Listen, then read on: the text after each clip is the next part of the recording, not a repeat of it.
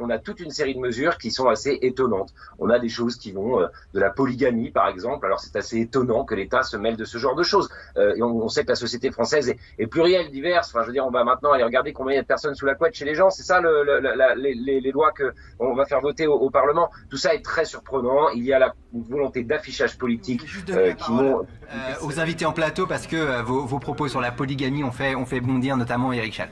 Oui, non, qu'on puisse discuter, débattre de certains sujets, bien entendu, mais quand vous semblez sous-entendre que certaines dispositions n'auraient rien à faire dans ce texte parce que ça relève de la liberté de conscience, comme la polygamie ou les certificats de virginité, enfin franchement c'est indécent ce que vous dites.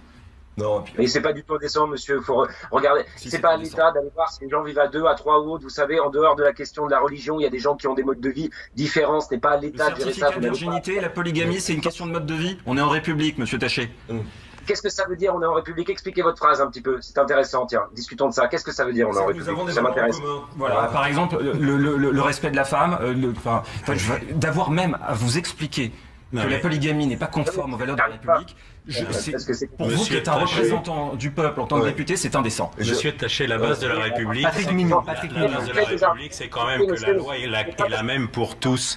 La polygamie ne s'applique pas aux autres personnes sur le territoire français.